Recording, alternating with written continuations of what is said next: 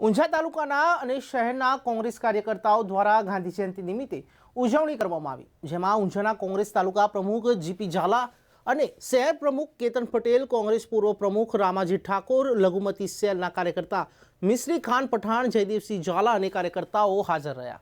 જેમાં રામાજી ઠાકોરે જણાવ્યું કે આઝાદીમાં અમૂલ્ય ફાળો આપ્યો છે અને વર્તમાન સરકાર ગાંધીજીને ભૂલી ગઈ હોય ત્યારે ગાંધીજીને યાદ કરવા એ અમારી નૈતિક, આધ્યાત્મિક અને સૈદ્ધાંતિક ફરજ છે। તેમજ વધુમાં જણાવ્યું કે સર્વધર્મ સરખા ગણવામાં આવે અને વર્તમાન સર છે।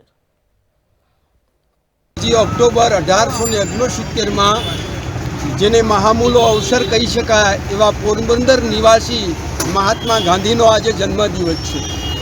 દેશની આઝાદીમાં જેને અમૂલ્ય ફાળો આપ્યો છે અને વર્તમાન સરકાર જ્યારે એને ભૂલી ગઈ હોય ત્યારે અમારે આજ રોજ એને યાદ કરવા એ અમારી નૈતિક અને આધ્યાત્મિક અને સૈદ્ધાંતિક ફરજ બની રહે છે એને યાદ કરવા।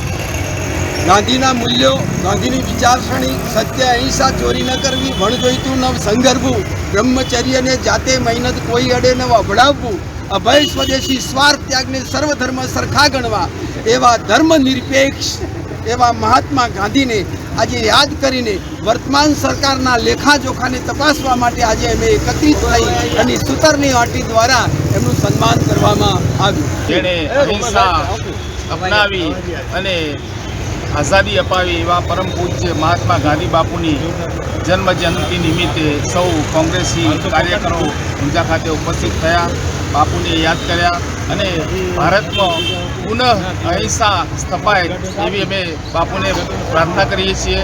બાપુ આજે નથી છતાં તેમના યાદો આજે દુનિયા યાદ કરે છે। આજે ભારતમાં હમણાંથી સરકારો બદલાય એટલે બાપુની જે વિચારધારા હતી એના પ્રત્યે લોકો થોડા ઉદાસીન થયા હોય એવું લાગી રહ્યું છે।